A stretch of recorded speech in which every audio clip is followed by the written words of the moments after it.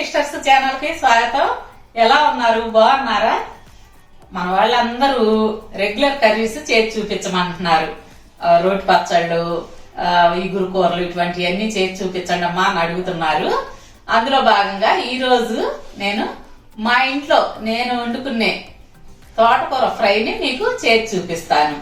ఈ తోటకూర అనేది ఆరోగ్యానికి చాలా మంచిదండి.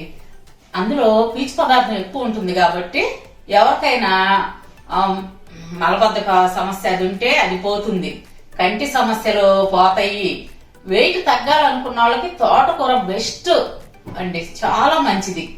చక్కగా మీరు తోటకూర వారంలో 2 సార్లు అయినా చేసి మీరు తినండి, మీ పిల్లలకు పెట్టండి. నేను చేసుకునే ప్రాసెస్ లో చేసి చూపిస్తాను, చూసేయండి. చాలా వెరైటీలు చేయొచ్చండి తోటకూరతో.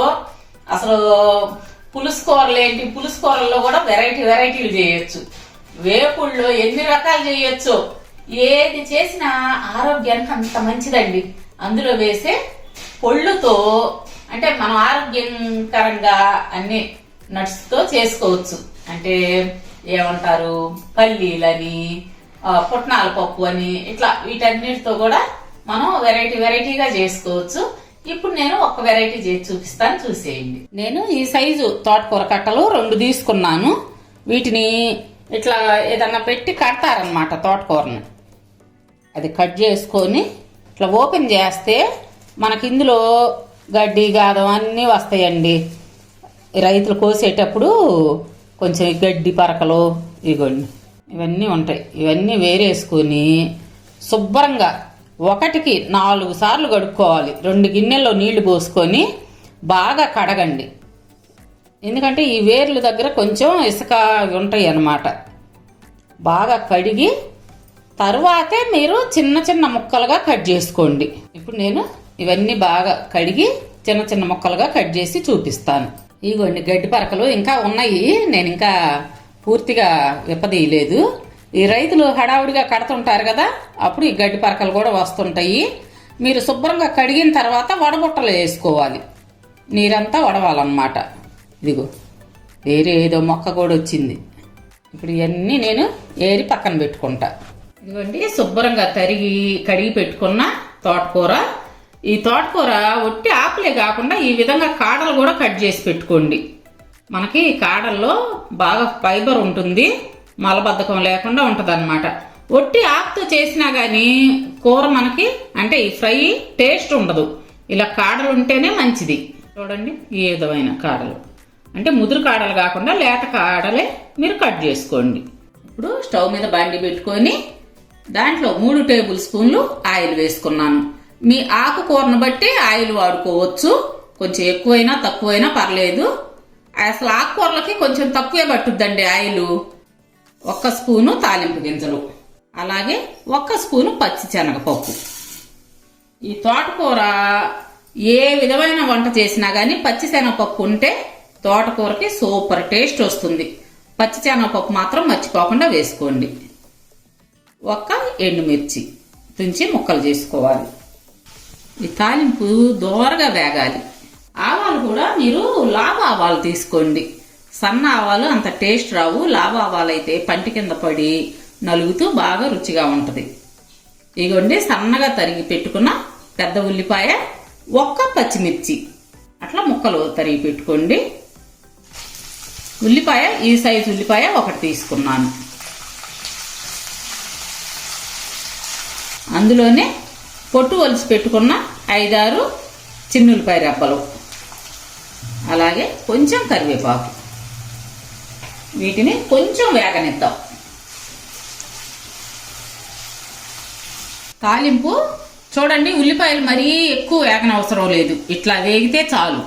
మరీ గోల్డెన్ కలర్లో వేయించారనుకోండి మళ్ళీ తోటకూర వేసిన తర్వాత ఆ ఉల్లిపాయ మాడిపోద్ది అనమాట. అందుకోసం మనకి కొంచెం వేగితే చాలు. ఇప్పుడు ఈ తోటకూర అంతా ఈ తాలింపులో వేసుకుందాం. వేసినప్పుడు చూడండి ఎంత కనపడుద్దో, మగ్గితే కొంచెం కూడా రాదు. ఇదిగోండి ఆకుకూర వేసిన వెంటనే ఈ విధంగా తిప్పుకోవాలి. తాలింపు అంతా కలిసే విధంగా తిప్పుకుంటే మనకి ఆకుకూర మొత్తానికి తాలింపు పట్టిద్ది. అడుగున ఉల్లిపాయ మాడకుండా ఉంటుంది అన్నమాట. మూత పెట్టకుండా వేయించుకోండి. మూత పెడితే ఆకుకూర ఏదైనా సరే కలర్ మారిపోతుంది, అందుకని మూత పెట్టకుండా వేయించుకోవాలి. ఇదిగోండి, ఇప్పుడు చిటికెడు పసుపు వేసుకోవాలి, అలాగే కొంచెం ఉప్పు వేసుకోండి. మనం పొడిలో ఉప్పు వేస్తాం కదా, ఇప్పుడు కొంచెం వేసుకోవాలి.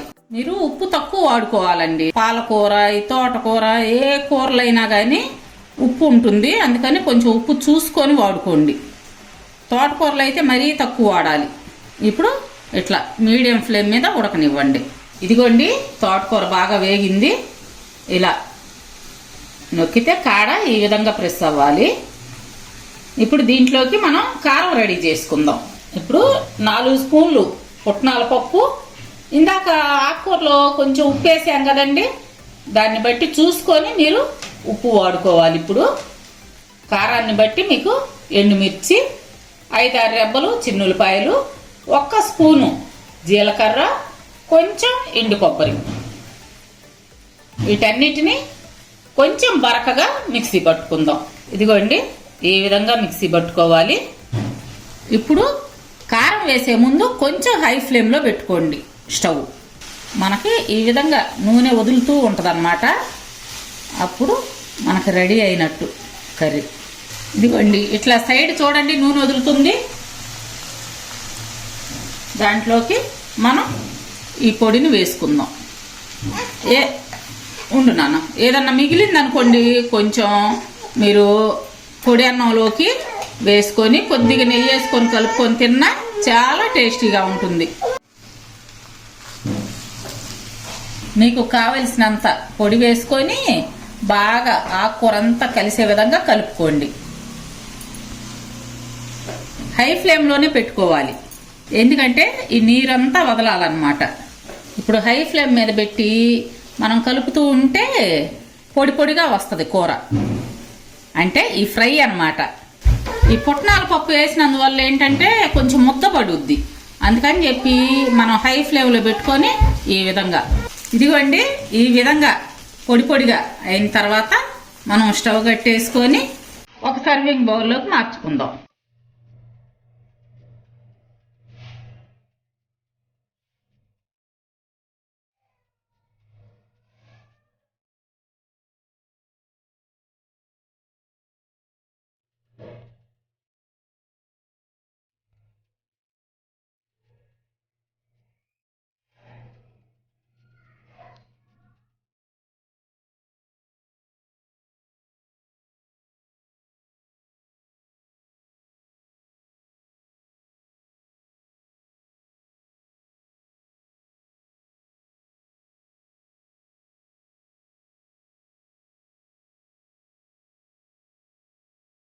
ఇదిగోండి, తోటకూర ఫ్రై రెడీ అయింది.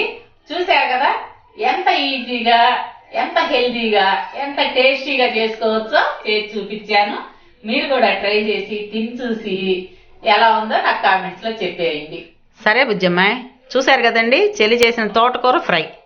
మరి మా వీడియోస్ మీకు నచ్చినట్టయితే లైక్ చేయండి, షేర్ చేయండి. అలాగే కొత్త వాళ్ళు మా ఛానల్ని తప్పకుండా సబ్స్క్రైబ్ చేసుకోండి.